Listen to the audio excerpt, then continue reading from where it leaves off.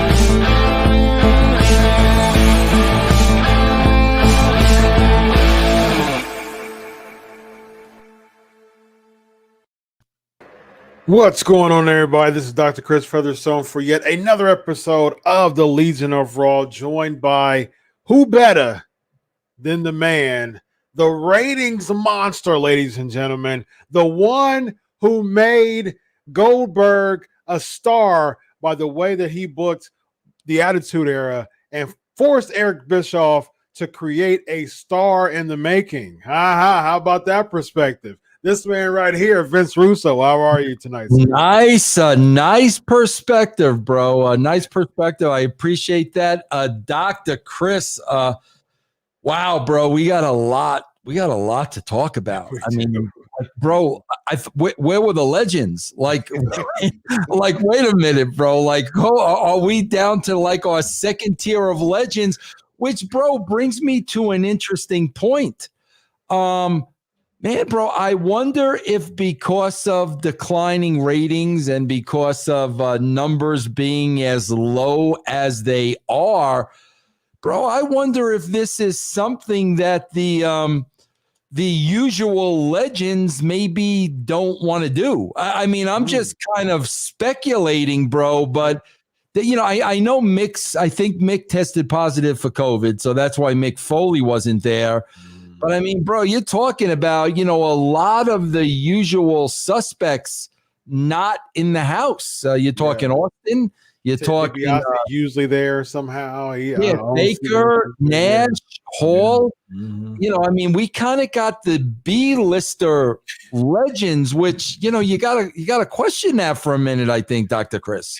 I agree, it definitely didn't feel like a legends night. I mean, it was, Rotunda, Shyster was there. And here's my thing. He's Bray Wyatt's dad. And somehow we don't have any type of something dealing with that. To me, it would have made sense if Shyster would have went out there and somehow the countdown, the lights would have went off and something like that, and all of a sudden, you would have had Wyatt come out. I mean, you'd have the Fiend come out and get him in the mandible claw or something like that. I mean, something to just do Chris, something. Bro, here's what I would have done. Bro, there are 25 writers there, whatever there is. Yeah. Bro, I would have gotten them the list of the legends. I would have broken them down into teams. Here's 3 legends. come up with something special and unique for this legend and have each team work on what these three legends are going to do. That's what I would have done. Bro, this is just, okay, bro, let's just throw everybody in pre-tapes in the back and bring them out to the stage. And, bro, you're thinking they're all brought out to the stage. There's going to be some kind of payoff. Either Orton's going to come out and RKO everybody. You're looking for something. Yes. And here comes Goldberg. Like, again, Goldberg's the new go-to guy. Yeah. Then, Chris, like, I'm watching this and I'm like, I hate to say this again, and I want to clarify myself again. It's not like who's the baby and who's the heel, but it's like, bro, like, who am I supposed to like and dislike in this exchange? Goldberg is accusing Drew of disrespecting the legends. I don't know if I no missed evidence at all. I swear to God, I was like, did I miss that part of the show? I was thinking that. So yeah, he's all of a sudden Drew's disrespecting the legends, and then Drew disrespects Goldberg, and like bro, here's the problem. How are we supposed to care about Goldberg and Drew McIntyre when you haven't made us care about Drew McIntyre? That's right. You've done nothing to make us care about this guy. Now we're going to care about this match? Yeah, I agree. And even on top of that, you haven't even really made us care about Goldberg, because I'm a huge Goldberg fan. But if you look at the recent, Goldbergs, I love Goldberg. I'm a Goldberg guy, but at the same time, it's like the WWE hasn't even really protected Goldberg. You make him a champ, make him a transition champ to lose to Braun Strowman. Before then, it was a catastrophe against The Undertaker. So you really haven't even protected Goldberg to make him seem like oh, wow, we're actually about to see Goldberg. I as a fan, saw that and was like, Goldberg. Yeah, but of course, what's happening, bro? Listen, man, this is what killed the WCW. This is the start of what killed them. What killed them first, bro, is they were on top of the world. They were beating the absolute crap out of us. Mm-hmm. Bro, they beat that NWO angle into the ground, and it was so watered down. Nobody cared. That opened the door for us. Yeah. Now you're seeing with the WWE, bro, this SmackDown, Kevin Owens, Jey Uso, Roman. Okay, bro, enough. You've beat this thing into the ground. And now, bro, people are watching this show tonight. Here comes Goldberg. Nothing against Goldberg, but, bro, you got to be watching this and saying, all right, bro, how many times are we going to that well? Yep. I mean, guys, come on. Like, we've done this. We've been here over and over and over again. And, bro, I guarantee you a lot of people walked away from the show tonight saying, how many times are we going to go to the same well, bro? And I was one of them. And and the well is getting even less, full. It's getting dried up even more because, I mean, you really spent weeks promoting Legends Night. And again, no disrespect to anybody we saw. I mean, Jarrett's a legend. Rotunda in its own right, in his own right, he's a legend. I mean, absolutely, 100%. But it's like, and of course you had Hogan and Flair, but it's Flair just he gets emasculated twice. One by Charlotte Flair, one by Randy Orton, and it's like, you promote a big Legends Night, and I'm expecting for them to be a lot more incorporated in the show, but you have just them pop up like Melina. Chris, were you really expecting that? I mean, come on. I was hoping it. I wasn't. I guess I was. Yeah, I think that's, bro. Listen, based on what we've been seeing.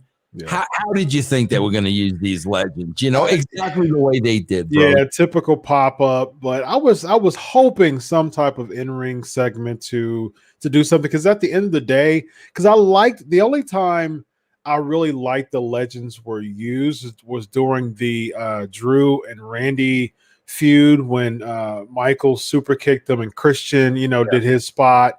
and Flair did his driving spot and things like that. I was okay with that. Show had his spot, so that was actually a physical way to use the legends. But I mean, you're promoting a Legends Night just for them to pop up backstage. Melina, like for instance, Melina, you paid Melina to literally have 2 segments, to be with Lucha House Party doing Lucha and sitting watching the main event in the Ram. That was Legends Night, and it's like, it's typical. We're gonna bring you in and reel you in, have all these lofty expectations just to give you segments like this that we'll talk about, which was just, it was lackluster to me, man. It really was. And again, I went in this show thinking, okay, so it's clear now. We've said this before. I've made it very clear of my thoughts of the reason why they're doing this. They're trying to pop a rating for the new year, to show to all the big wigs and all the execs and say, oh, look, this is what we see, look at all these numbers. They're popping a rating clearly. And then next week, all this to be dismissed. But it's like, and the thing is with the Goldberg thing, it seems like they're trying to pop a rating, continually for January to lead up to the Royal Rumble, to show the network, like, hey, look, we got all these ratings, so. Bro, they ain't popping no ratings. Like they're not popping any ratings from now to. They had working in their favor tonight. They did the Legends gimmick, and there was no Monday Night Football. So I mean, I think that's why you're going to see a pop more than anything, bro. The football season's over. Yeah. So there was no game on, but yeah. I don't know. Yeah. We'll start off with the H-phone opener. See, and here's the thing. I've been a journalist for a long time, and so it's difficult to put my job on the side to just get in like full-on fandom, because I'm so not interested anymore to really, like, if I get into full-on fan mode, I get, disappointed. And so I'm journalist / fan when I watch these things, and I saw the H-phone opener, and I just said, "Oh man, this is going to be a bad night." It's just, I mean, that's just how I was perceiving it when I saw Hogan's spot, and to me, it was just, I don't know. I mean, Vince, why was this here? You got to start asking yourself these questions, like, Chris, and I'm not being disrespectful, but it's like, bro, how long is Hulk gonna be the gimmick? Yeah. Like, you know what I'm saying? I mean, bro, you can see it. Like, the dude's getting old. He's not even bothering to dye. The mustache is gray. Yeah. The hair in the back, like, bro, it looks like it literally was taking off of a mannequin. Yeah. Like, I mean, not for anything, bro, but how long? Like, it's just this make-believe ridiculous world. I mean, is he ever going to be Terry Bollea? No. Is he ever going to talk about, yeah, man, I did that, but now it's time? Like, I don't know. I'm seeing this at the beginning with the brother, and I'm like, here's what I've said all along, Chris. The wrestling business has failed to grow up. Yeah. It has failed to mature. And when you see stuff like this, bro, this is exactly what I'm talking about. Yeah. It's exactly what I'm talking about, bro. 100%. I agree. Then we get to a Miss TV segment interrupted by the New Day. And again, I love the New Day, but this segment was way too long. Thank God for Tay Long. I've got a soft spot for Tay Long for some reason. I love Tay Long, so every time he comes out, I pop for it, because he's been pigeonholed to tag team match Undertaker, so he did a spot and that was it. So I was fine with that part. Yeah, I didn't even know any of that stuff, bro, because I wasn't watching Raw during Teddy Long's time because I was working somewhere else. Mm-hmm. So that's why so that stuff went over my head. I didn't know about the tag team stuff. Gotcha. I don't know about any of this stuff, but I don't know, bro. This is a parody. It's a parody. This is a is. parody of what wrestling used to be. And it's, I knew I was in trouble, Chris. The show here in Colorado starts at 6:00. Mm-hmm. I start watching it at 7:30. Halfway through, I go on Twitch and I go on YouTube. Bro, I knew immediately nobody was talking about it. Nobody was putting anything over. Vince, wait till you see this. I knew like immediately, bro, nobody was talking it over. Nobody was putting anything over. Nobody was popping for anything. Bro, they've got to break the mold. They've got to break. And bro, you see, they made this hire today. Now, if you're going to tell me this poor woman who has no idea what she's getting into, if you're not telling me, bro, this isn't a dog and pony show for the networks, just like you, look who we hired, an outsider and a female. I mean, come on, guys. Yeah. Come on. I feel so sorry for this woman who's probably so excited, has no idea what she's getting herself into. But again, we can show the networks, look, we're making changes. Mm-hmm. We hired a professional writer. She's a woman. And come on, guys. This woman's going to tell Vince McMahon what to do. Yeah. I agree. You're it just seems like it's a big, it just seems like that's really the mindset when they do these things. And at the end of the day, it's just a scapegoat. Everybody, if you're not Vince McMahon, you're a scapegoat. Simple as that. No, it doesn't matter who you are, from Pritchard on down. You're a scapegoat if you're not Vince McMahon. Orton has a backstage promo. Then we see Angel Garza with Alicia Fox. Before we get to that, Chris, this was the conclusion to the end of last week's show. Right. This is what we waited all week for. The cliffhanger. I couldn't do it. This is what we waited a week for. Yeah. Come on, man. Give me something, bro. Yeah. And that was it. And that's the crazy part. You bring up a good point, because we get it. We actually get it. You and I actually put the cliffhanger over last week. Yes. And we were like, okay, well, at least there's something. At least there's something we can look forward to. Within the first 20 minutes, done. It's over with. And there's no cliffhanger for. I mean, what the cliffhanger is Goldberg Drew, and but at least there was some type of cliffhanger with Orton with the lighter. He still didn't explain, really what he did or why. And he said, okay, well, I didn't do it, and so I should have done it, and I regret it. That's what we get. That's all we get, man. That's all we get.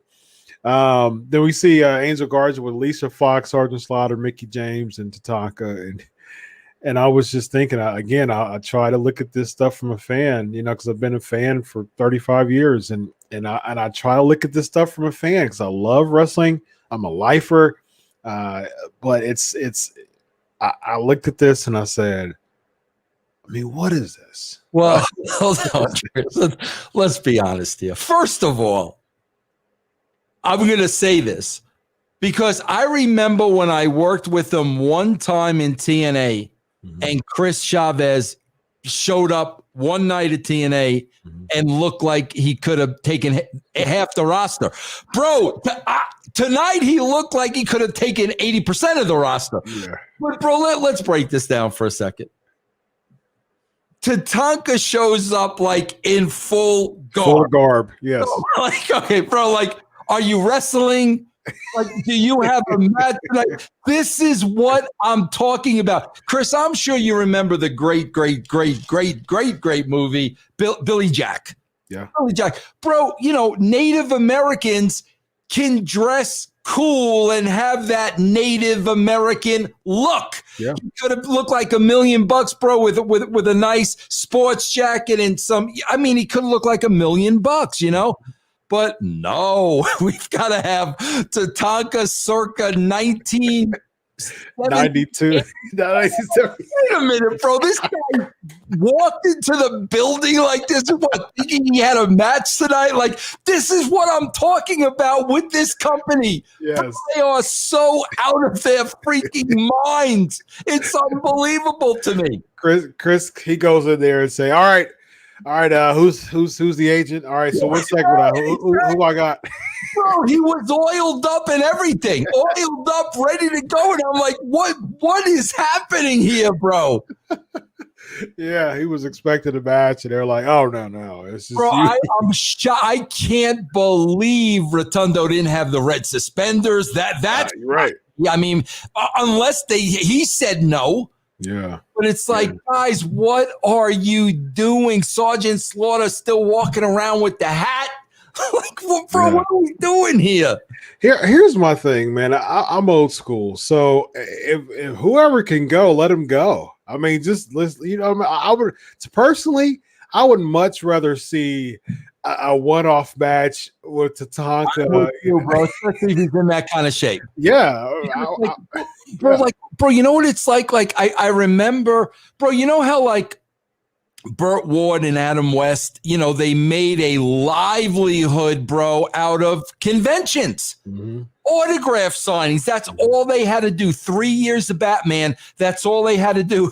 Bro, this is literally Burt Ward and Adam West showing up as Batman and Robin in their 70s at a convention. It's literally Adam West wearing the Batman costume to conventions. Yep. What are we doing here, bro?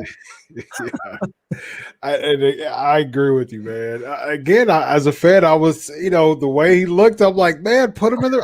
To me, I would much rather see like Tatanka against a member of Retribution, just one off, you know, just if you want to do Legends Night, bring back the old music, like just do it, man. Right. I don't want to see this half butt, you know, just Legends Night with just people popping in segments. Have Tatanka's music come out. Don't even let us know he's there, and just have like some, you know, forgettable heel just be out there, like somebody from Retribution, like T-Bar or Mace or whatever, and then he's in the ring. All of a sudden, the music comes on with Tatanka. He comes out. He does the tomahawk, you know, dance, and he just beats him. You know what I mean? And I would pop for that, honestly. Yeah. Just a one-off night, I would pop. It's much better than what we see. Yeah, bro. If they do that, they're gonna piss off the marks. Oh, you can't do that, bro. You can't do that. People don't care about Retribution anyways. They're 50-50. And that's the thing. You've already created a Raw where no one's over. Yep. So everyone is susceptible to losing to a legend, and it wouldn't do anything to hurt or help their career. Nope. So anybody could lose a legend. You know, so what? I don't care. Yep. You know what I mean? So no one's over. Yep. Next, we have AJ Styles against Elias, and like Vince, why? Like, why are we?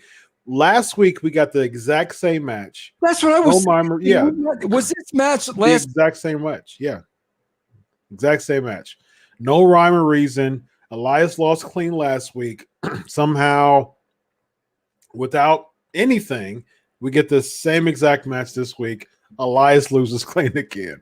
I don't know. I don't know what. I don't know why. I'm telling you, bro. This guy's so in the doghouse. He has to be, because that's what they're doing, bro. They're beating him to death to test him. Bro, see that's the difference with me and these guys. Bro, I know there's money involved in this, that, and the other thing, but bro, at some point you got to say, you know what? Take your test and shove it up your ass. I'm a grown ass man. I'm a freaking adult. I'm not a child. Take your testing and shove it straight up your ass. Bro, at some point you got to do that. You got to do that. That's why I look at guys like Ryback. Bro, there is life after the WWE. If you've got a brain in your head, and I know Elias is intelligent, there is life after the WWE. Because this is clearly, we're going to beat this guy to death. We're testing him for what, bro? For what? For what? It's ridiculous. And I agree. It's just Elias is going to have to get a pair, man. And just, he has to get to the at this point, they're burying him so much, that his stock is getting less and less to go somewhere else. You know what I mean? Because, and that's the thing, what I've noticed with WWE, they want your stock to be as low as possible. So if you do jump, you're not esteemed to be high. You know what I mean? The only people who've really recovered from that jumped was FTR. They're doing pretty good in AEW. Yeah. But like someone like Matt Cardona, Zack Ryder, he was there for a hiccup, and now he's not even there no more. Sean Spears, they're doing their best to try something with him. He's done a lateral move, you know what I mean? So of course Moxley's done something, but a lot of those people who's jumped from WWE, lateral moves, including Matt Hardy nowadays. Well, listen to what we're talking about, which it just amazes me. Bro, we're talking about the two biggest wrestling companies, two, not one, two, and they don't know how to get anybody over. No. Bro, does that not blow your freaking mind? Yeah. That would be like if you take professional baseball and all the trainers, all the conditioning coaches, everybody in the organization are not making the players better. Right. Like right. Think about that, bro. Think about they can't get anybody over. Yeah. Yeah. I don't understand it, especially someone like Cody Rhodes from a Dusty, like his dad was the king of getting people over. Like he was the king of it. Dusty know how to put people over. I did pop with Sting's promo about Dusty though a couple weeks ago. I thought that was pretty cool. So next we get Jackson Riker, almost gets he finally gets some type of physicality. He kicks the guitar. So well, at least the timing was there for that, because that could have been terrible. Yeah. So at least the timing was there, and at least they did that well. So I will give them that for the execution. Yeah. Yep. Absolutely. So Riddle and the Big Show backstage. The big bro, they start singing, and then Randy Orton comes up the show and just emasculates him. Again, I don't understand why. I was thinking, and so I've gotten to the point where I try to predict the end of the show, because the show becomes so predictable every week, and even from the week before.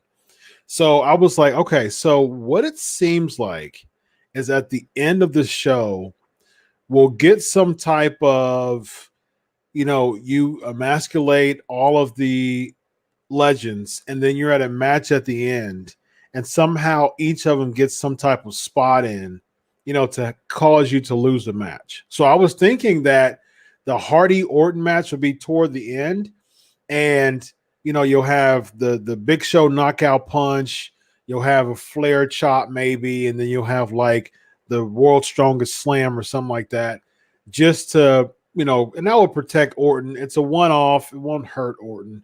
And so I was thinking like, okay, maybe we'll get that. But we didn't even get that, Vince. It was just, I'm just going to tear you down. Can I tell you what their thinking was? Here, I swear to God, bro, this was their thinking. We've got Orton picking on the legends all night. We're going to sit them all out on the stage.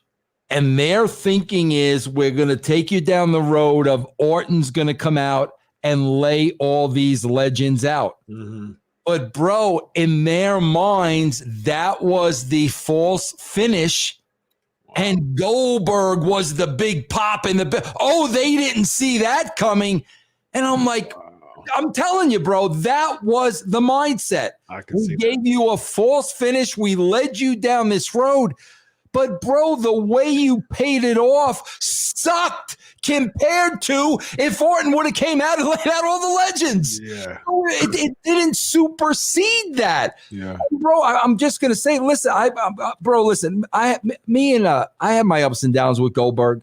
when I worked with him. He probably still hates me to this day. Bro, I got no ill will whatsoever towards Bill Goldberg. None.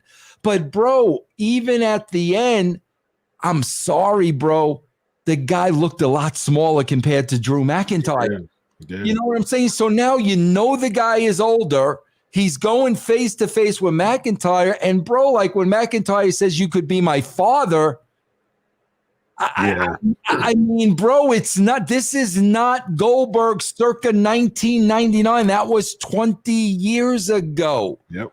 So I don't know. You expect us to get all excited over this? It's like freaking really, bro? Yeah, I agree. And again, coming from a Goldberg mark, like he's one of my top 15 of all time. And I used to, back in 97, 98, I was a huge Goldberg fan. But even now, me as a big Goldberg fan, I didn't pop for it. I didn't even know, I typically know most of the things that are happening before it does.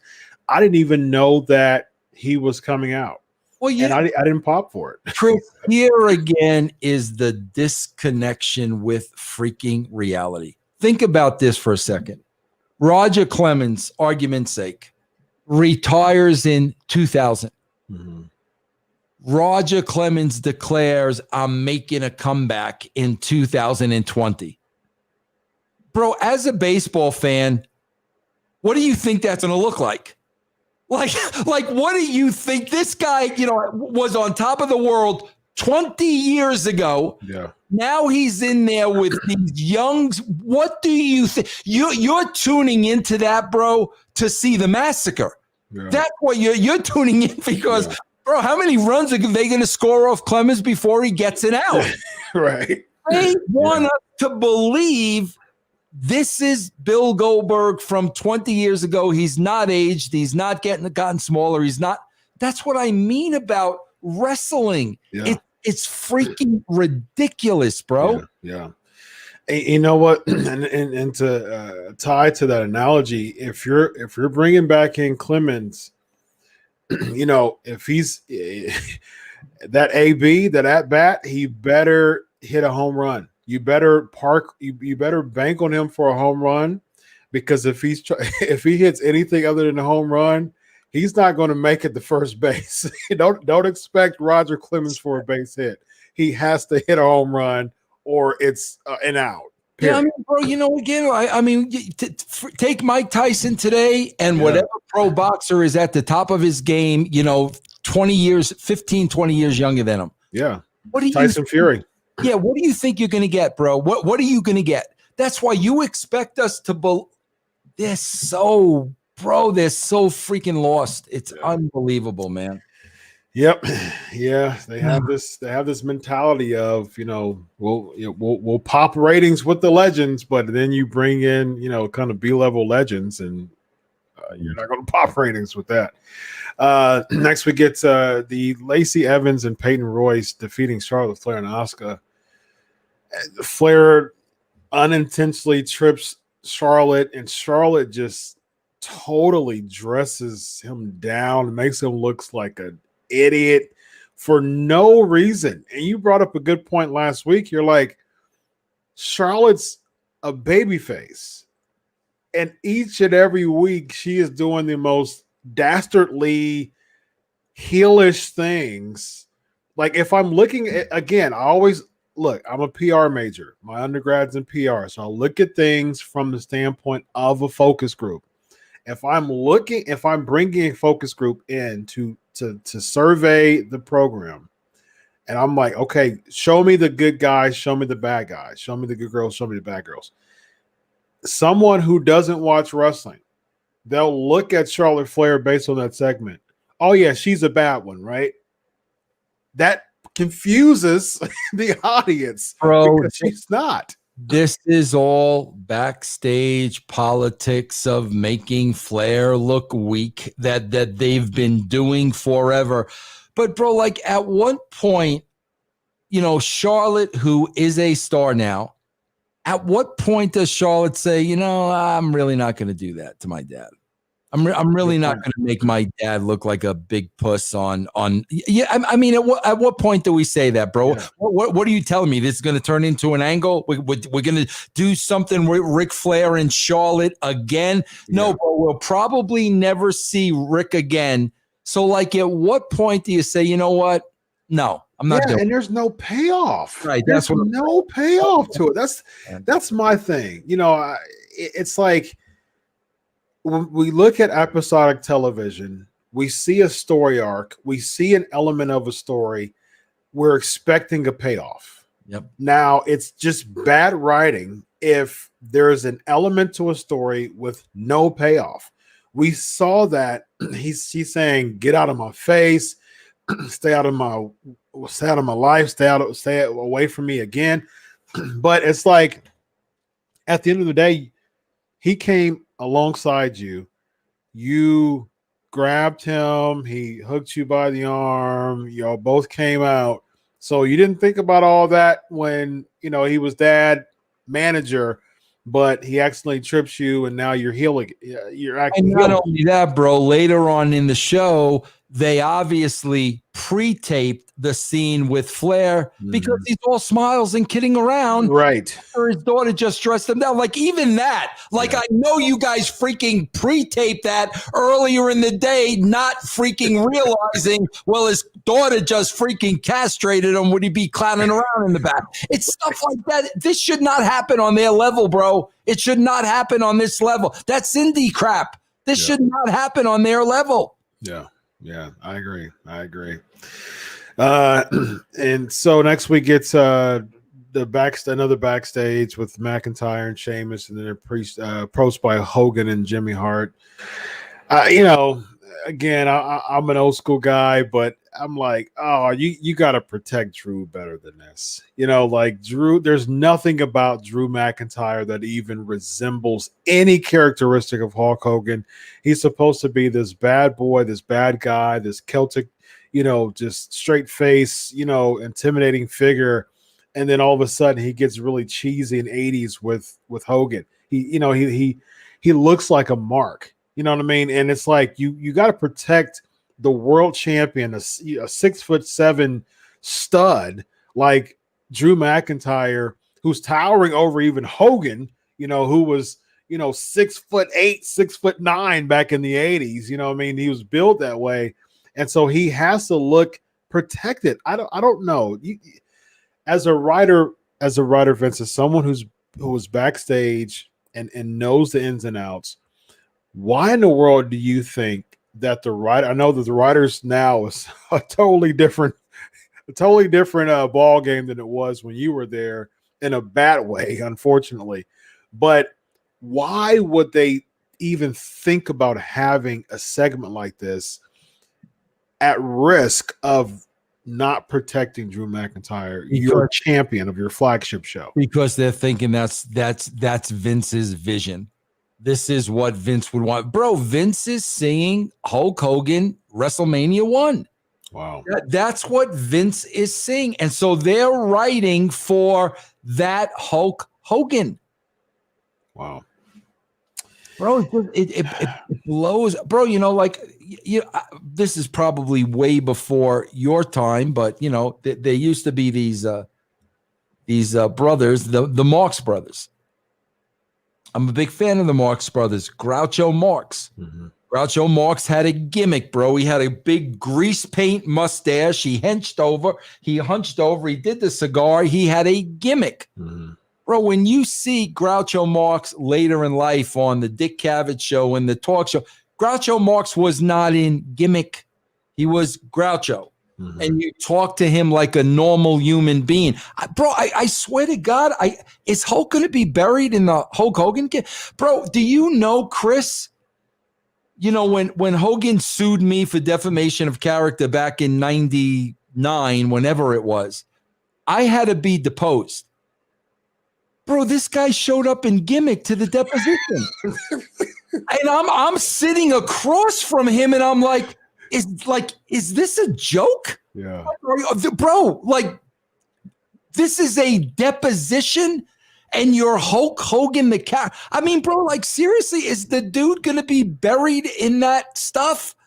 Like, it's like, guys, like, what world are you freaking living in? Yeah, I agree, man. And it's bro, and it's not just Hulk; it's across the board. Yeah, it's freaking. Like, I swear to God, bro, like time has stood still for the WWE. It's like time has just stood still, and they're doing stuff the same way they did it 20, 30 years ago. Nothing has changed. Yeah. That's unfortunate. Next we get Riddle and Lashley. Lashley's someone you should be protecting. And I don't have anything against Riddle, but at the same time, it's like Bobby Lashley should not be losing matches at all. Again, we say, no one is over. Even your United States champion, no matter how you want to do it. And they actually booked, there were people in the back that said, you know what? I think a good spot to protect Bobby Lashley is to have the ref duck somehow and Riddle tap out, and that lead to a roll up, and that protects Bobby Lashley. I don't think it's necessary for Lashley to lose. If you're trying to do a Riddle versus Lashley match, Lashley doesn't have to lose. Why in the world does champions have to lose before they defend the title in order to defend the title to the person they lost to? To me, that is such backwards booking. I can't stand that. Yeah. Bro, I don't know. I remember when I was consulting at TNA and, John Gaborik, I was like, bro, Lashley was there. Mm-hmm. Bro, he dwarfed everybody on the roster. And I was like, bro, you got to put the belt on Lashley.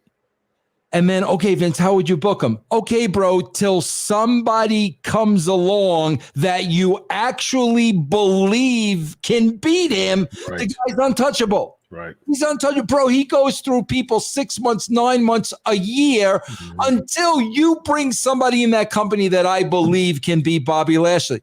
Bro, I swear to God, I don't even think it was 3 months. And I think they had Eric Young beat him. Mm-hmm. Like, I don't even remember, but they took the belt off of him, and I'm like, that should be the rule of thumb.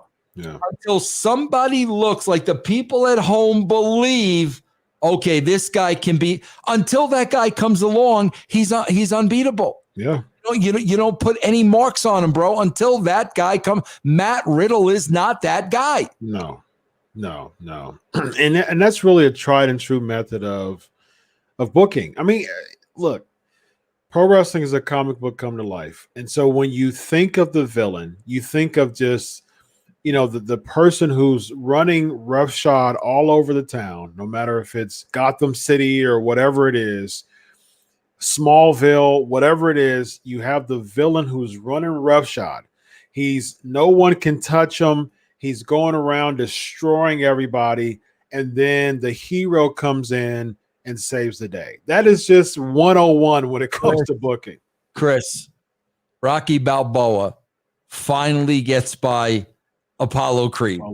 It takes them 2 movies to do it. All right, through Apollo Creed. Yeah. Who's waiting in the wings? Clubber freaking Lang. Yeah. Not Matt Riddle. Bro, if Matt Riddle spoke up at that when Rocky was having that press, yo, Balboa, if that's Matt Riddle, people are freaking laughing. Oh, it's Clubber Lang. So holy shit. Bro, how holy crap. I'm sorry, Chris. I'm sorry, holy crap. But Chris, how simple is it? And then he gets by Clubber Lang after Clubber Lang kicks his butt the first time. Yep. And who's next? Ivan Drago. Not Sami Zayn. Right. How simple is this? How simple I love it. Yes. Are you going to tell me these people don't exist? That there are no people like this in the wrestling world? Yeah, we do have people like this in the wrestling world, but the problem is we're going to turn them into William Shatner. Like, come on, bro. Like, this is not rocket science, Chris.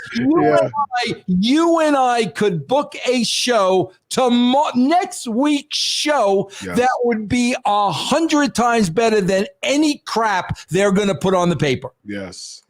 And I love the analogy. Can you imagine?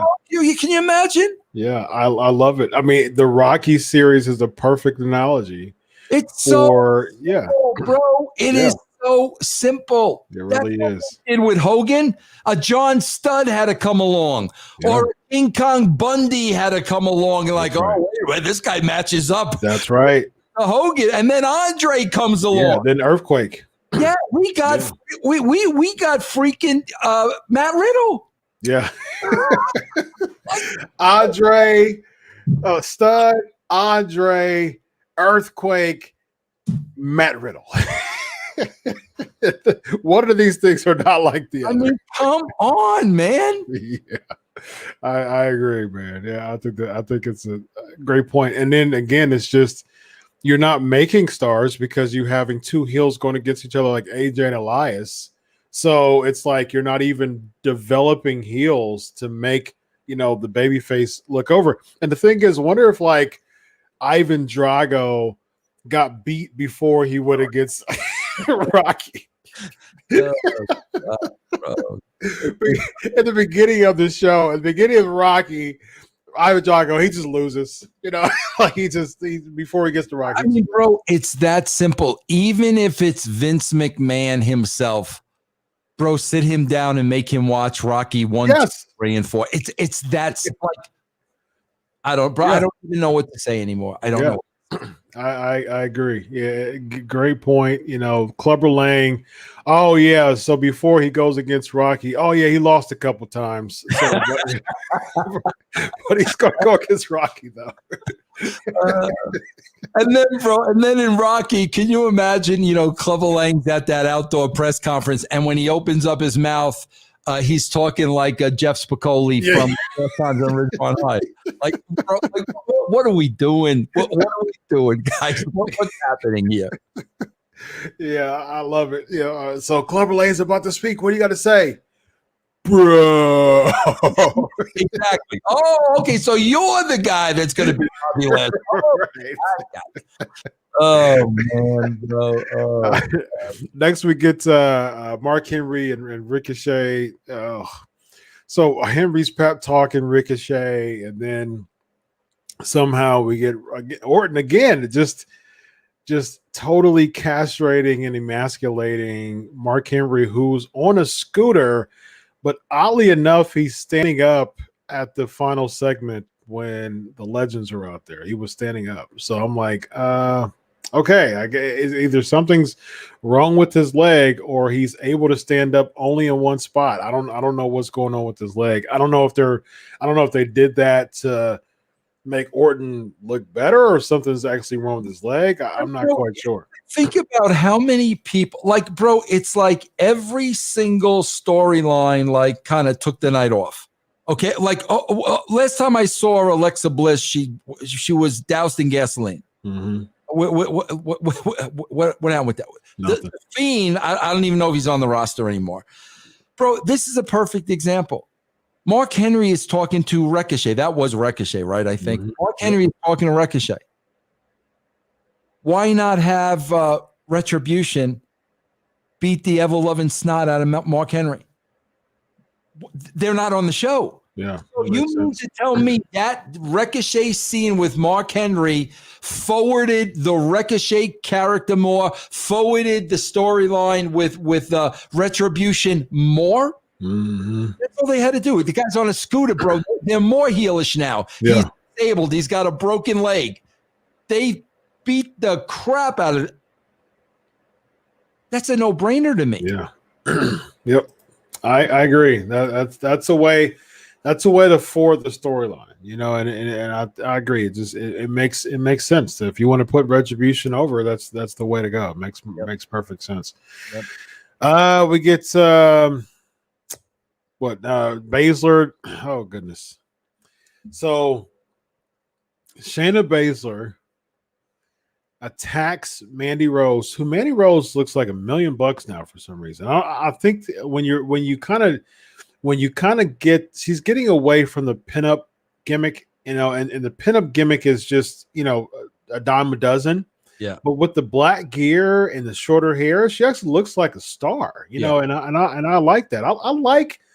I like the way that Mandy Rose is looking. They're just totally misusing her, but Mandy's got a bunch of potential.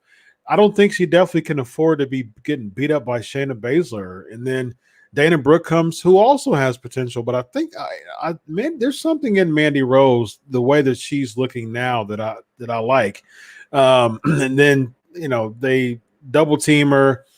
Dana Rose brings the ref in, pins Basler. So technically it's a pin, but she was still in the careful to clutch. And then Mandy Rose does the save with the knee. I don't really see where this goes because, again, you beat them. I don't understand why you would just beat them and then they keep coming back over and over and over, and they continue a feud of someone you already beat. But at the same time, what I did get from that was, okay, there's potential in Mandy Rose if she's used properly. But the word used properly nowadays, unfortunately, is just about non-existent. But I do see potential in Mandy Rose. Where was Nia Jax in this segment? I have no clue. She was not there. Tag team partner comes out. So now the babies are 2-on-1ing the heel. You're right. Like what? Doesn't the make babies sense. are now the heels, and where's her partner to even the sides? Yeah. Like. Yep. Yeah, that's true.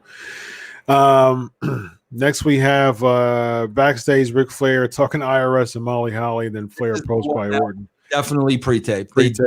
Earlier in the day because he's all happy-go-lucky after his daughter just dressed him down in front of the world. Yeah, and he went away crying. Yeah, so that doesn't make sense.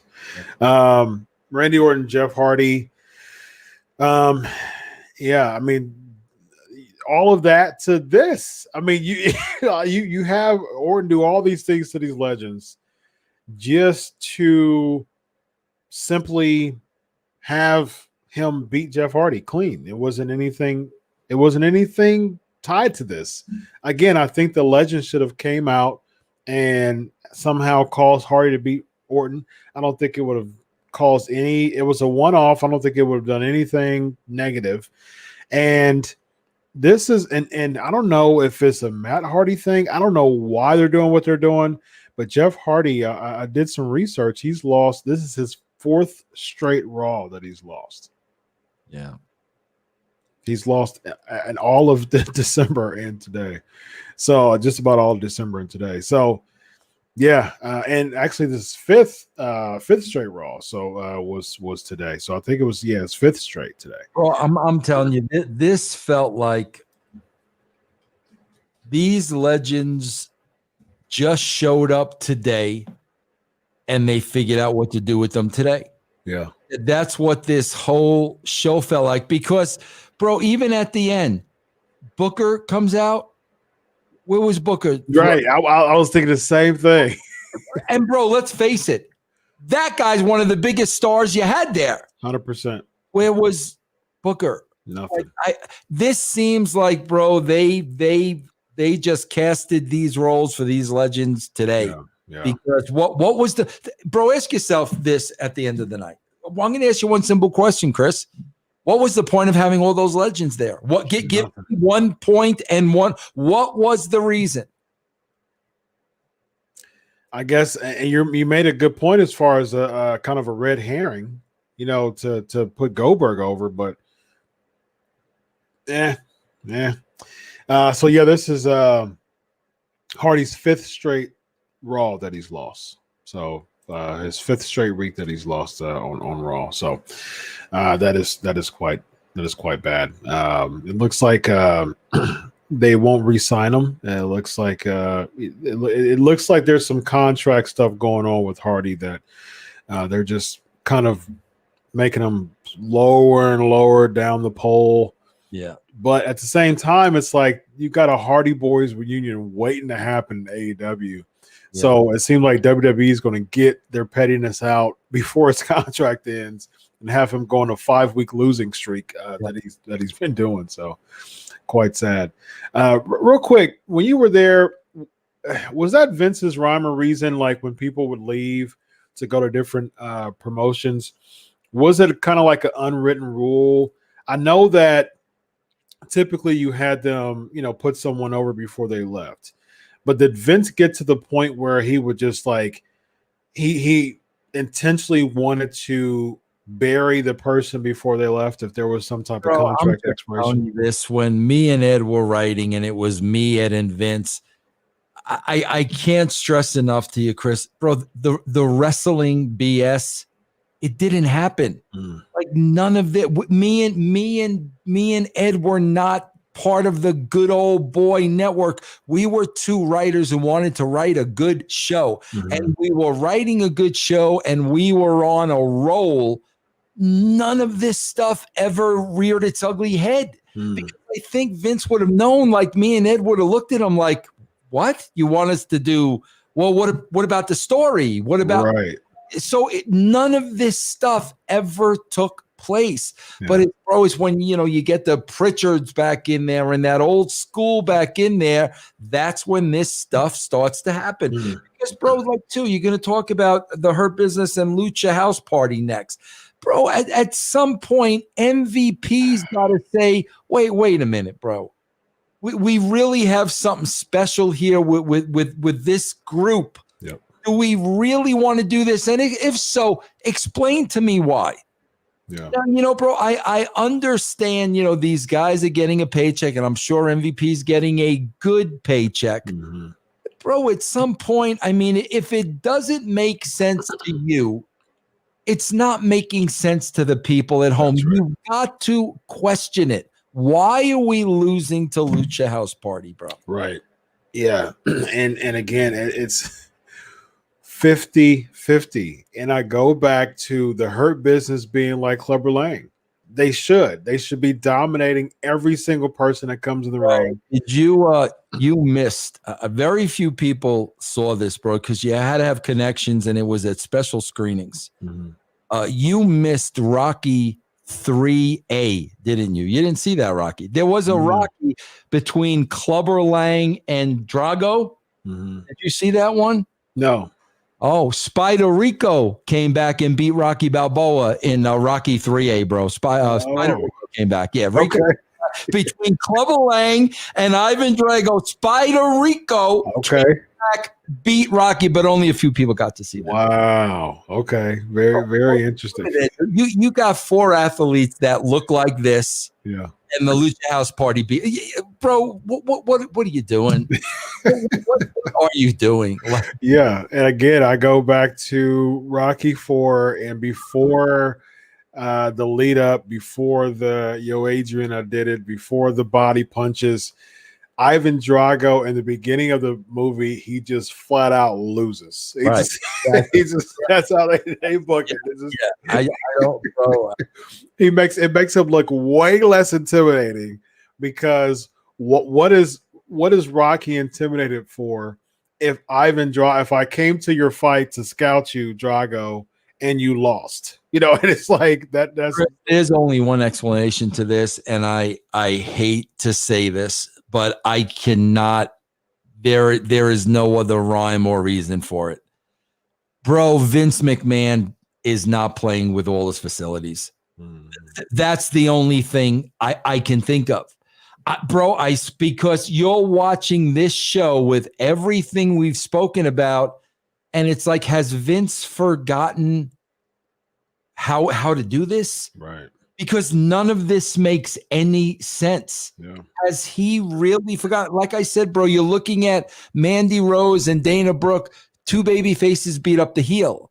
Yeah. And you're like, that's backwards. You spend a lot of time. A lot of this stuff is backwards. Yeah. You have to ask yourself that question. Is Vince just...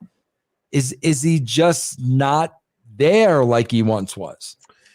It feels like, and I've said this before, it's just one of those things that you come to a like I said, going back to the professor-student analogy, when the student turns in an assignment, you know that they've winged it. You know what I mean? Like, no matter if it's complete, if the requirement is a, 8-page assignment, they give you the 8 pages, they give you what you want, but it feels that they've winged it. You know what I mean?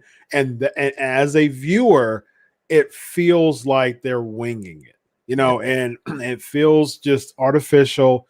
It doesn't feel like the days of yesteryear when they're actually spending time developing characters, developing storylines. Everybody's 50-50. Drago's losing in the beginning of Rocky, and then all of a sudden they're trying to make the fans excited about Drago versus Rocky at the end of the show, but they've already booked Drago to lose at the beginning of the show. They're like, oh, okay, but we're going to get the big match at the end of the show. We're going to get the big match. And it's like, Drago's already lost. I'm not really into it as much as I would have if he would have just dominated everybody, before Rocky. That's what we actually got. But and again, I agree. It's just Vince should watch the Rocky series again, if he's ever watched it. But he should watch the Rocky series and understand the just 101 art of building up the baby face by having the heel just run roughshod and look dominant to pass that over to the baby face. That's just 101. Next we get the Tori Wilson bit with Nikki Cross. Somehow Tori Wilson's talking to Nikki Cross, and then the Garza tries to flirt again, and then they lure him into a room. The boogeyman's in there. As soon as it was red and dark, I was like, okay, well, here's the boogeyman spot. And then he runs out. And I said, I saw all of this before it even happened. I did. As soon as they said, okay, Cardi B and all them over there, I said, okay, they're luring him somewhere. And so as soon as it was the dark room, I said, okay, here's the boogeyman. And he scared him. And as soon as he went out, I said, okay, here's R-Truth's spot. Lo and behold, R-Truth comes over, pins him, and he's a 24/7 champ again. I saw this happening before it actually happened. That's how predictable this was. Not to mention, after like 2 years in the making of never explaining to us why Nikki Cross and Alexa Bliss were a tag team and why they were never explaining that. But now, bro, Nikki Cross has no feelings about dousing herself in gasoline the week before. Like, okay, this is what I mean, bro, about like there is no just staying true to any single character on this show. Freaking one. Bro, Bobby Lashley loses like that to Matt Riddle. He's dismembering him in the locker room. He's killing him back in the back. Nothing. Nothing at all. And then the Ron Simmons bit after that, I was waiting for Simmons to come. He always gets that legend spot. Then last week get Drew versus Keith Lee. Now, honestly, I thought it was an enjoyable match. I was actually surprised that there wasn't a run-in. There was a clean win with Keith Lee and Drew. I still don't think that this helps Keith Lee, even if they want to build him up, to the next level. Just, it seems like what their mindset is, see, I'm going to give you a main event spot, even if you lose. But it's like Keith Lee doesn't need to be in this spot to me. Keith Lee needs to be destroying through people, because since he's been up there, he's had this notion of I'll make it up to a particular spot and lose. Make it up to a particular spot and lose. That's what he did with Orton. That's what he did with Drew. After that, he had a big match against Drew before and lost. Build him up, lose. Build him up, lose. That doesn't help his character to me. Now, I enjoyed the match. I enjoyed watching the match. It was exciting to watch. But at the same time, to me, you're kind of working your way backwards with Keith Lee. You had like a fresh face that you could have worked with, but you can't. He came in being, taken, being at a disadvantage the way that they booked him, and now they're trying to repair the salvage the damage, and putting him in matches like this, I don't think it really helps him. Bro, if the philosophy is, he almost wins, then he loses. He's closer the next time, then he loses. The third time he loses. Finally, bro, the big moment, finally.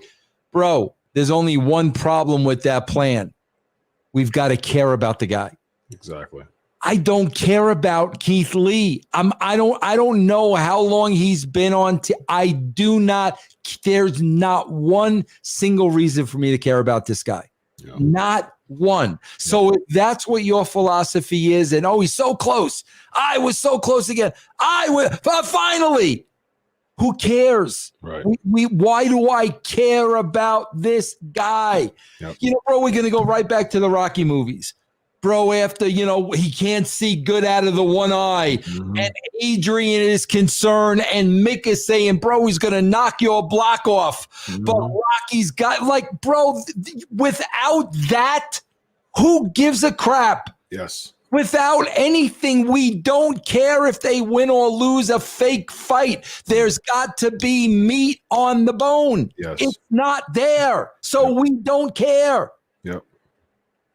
Yes, I agree 100%. I agree. And again, coming from a fan of Keith Lee, it's just, you have to understand that Keith Lee is a fresh face. You can't, a third of the audience watch from NXT. And so you can't expect that same type of momentum going into the main roster to Raw. You can't book him that way. And even in your book, even now you book them in NXT better. You book them on the main roster, so that even makes the situation worse. So I really hope that they do a better job with making Keith Lee, continue in a star style spot. But the way that they've been booking him lately is just almost there, back. And for someone that looks like a bust like him, that's just not the way that they wouldn't book Vader like that. They wouldn't book Vader like, he's almost there. Oh no, he was a mastodon. He just ran roughshod and started power bombing people and decapitating people with his clubs. And they made him look like a monster going into his matches. He wasn't like, little engine that could, almost there, but that's just not the way to do it. That's a bad approach for someone like Keith Lee. So let him know about the brand, Vince. Yeah, guys, please check out. We've added new shows now to the brand. We got Dr. Tom Pritchard. We got Kevin Sullivan. We've got Dutch Mantel. We've got so many shows on the brand now, guys. Please check out our platform, russosbrand.com. And then we have other shows on patreon.com/RussoTWC. Nice. Good stuff, man. People love the Legion of Raw, like Jared. Love your shows, Dr. Chris and Mr. Russo. Keep up the super work, bro. We appreciate all your support for all the fans here. He's Vince Russo. I'm Dr. Chris Featherstone, and you have witnessed another episode of Legion of Raw. So long.